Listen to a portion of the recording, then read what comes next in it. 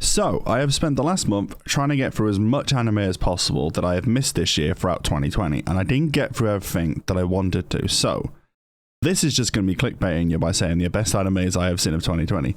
Sorry. 2020 brought us a lot of things. Bat-based viruses, the closest thing to the apocalypse. But what it did do perfectly is give us a shit load of anime to burn through. And we had some recycled classics, won't be naming names. Some disaster classes, still won't be naming names. One Punch Season 2. And some absolute gems. Right, so let me get this out of the way right before I get corrected by the little Reddit threads and the little comment section. I am fully aware that My Hero Academia Season 4 started airing in 2019, but it did actually finish in 2020. Do your research. But I had to include this simple for the fact that, I don't know, just wanted to. Right, this season of My Hero Academia was the best yet and the darkest of the series. It gave us plenty to process, from the mind-blowing fight against Overhaul, the emotional trauma that Eri had suffered throughout the series, and the fall of everyone's blonde hero. No, not him. Him, yes. Yes, him. I, for one, am looking forward to the next season of My Hero Academia and be able to enjoy it against all we'll see that Studio Bones will release and Horikoshi will throw at us. Now, obviously, this isn't a great reason for why I'll put it on there, but it's I loved Season 4, and I'm not very detailed on My Hero, but yeah, this is definitely Season 4 for why it's on there. I see you're a man of great culture and choices. Shut up, Sim! Throws your way a curveball that definitely, and I mean definitely, doesn't happen in real life scenarios, but nevertheless, Rent-a-Girlfriend follows the life of Kinishita Kazuya, who throughout the series has 4 girls to possibly date, despite him being named by Twitter this year and the anime community alone a scumbag. But then again, the anime community single-handedly made me lose faith in them after they decided to say that Mami Nanami, of all girls, was the best girl. All jokes aside, this show was a nice breath of fresh air to me in 2020. To watch a guy go from existential crisis to existential crisis in every little situation possible was very funny to watch. And yes, I'm fully aware of the fact that people will shit on me for this, but I'm nothing but a simple man with simple tastes. Fire Force. My god, I have very few words for you. Action. Waifu. Fire. Now onto a series that is quite literally the polar opposite of the aforementioned in Rent-a-Girlfriend. When a show starts with the main character getting hit by a car, and a mysterious figure comes along, and it just screams the beginning of an isekai show. And this is not what I expected. This is a wholesome, cute, enjoyable show that leaves you with moments that stay with you, and a giant grin to the point where people would think you're watching High School DxD. Back onto our wholesome ways.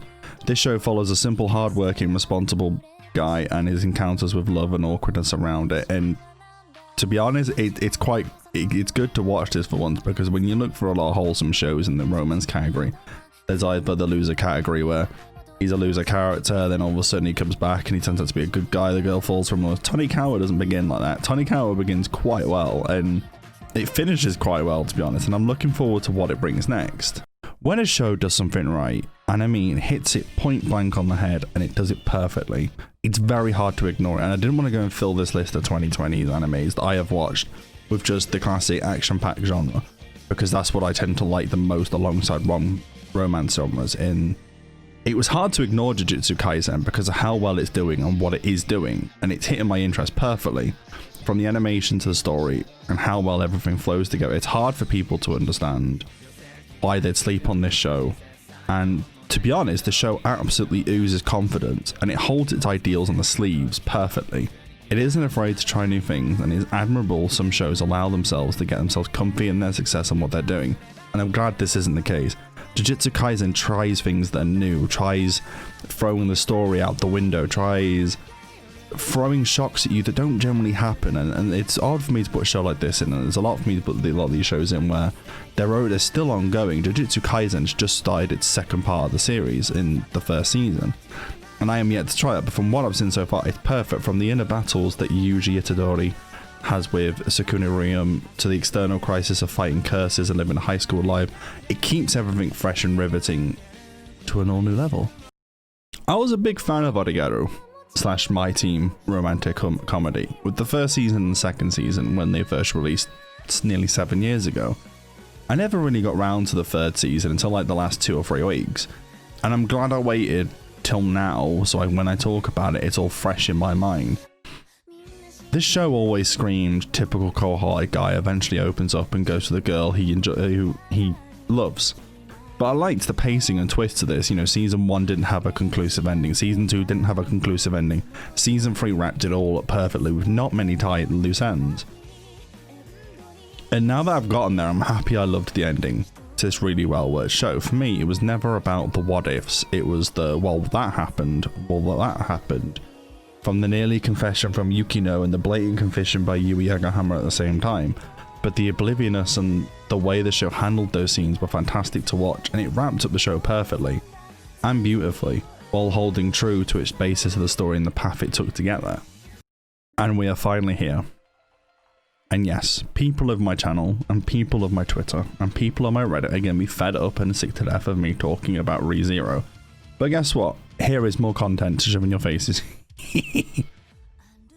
Look, I'll keep it short and sweet. For a show that has built a very big hype a few years back and just seemed to have the makings of a standard isekai show has changed, and I love that. Subaru Natsuki now seems more like an actual person with some depth to him, and you understand why he is the way he is and why he makes the choices he does. This first part of the season gives you moments of happiness because of the relationships he's fought hard to build and relinquishes. Leaves you in tears when you see his goodbyes to his parents and the life he lived. And it finds new ways of making repetitive, mundane deaths look new and exciting. I didn't want to put a show in that isn't even finished at the top of my anime for 2020, but at the same time I felt the competition wasn't close enough to give me any choice. Now there was plenty to be released last year, and there was plenty that I watched last year separately within itself, and I just feel like with how the year ended and how the shows have ended, you know, don't get me wrong, when I come to this video at the end of this year, ReZero won't be the top of my all-time anime list for this year. It'll be Attack on Titan Season 4, because that shit is slapping hard.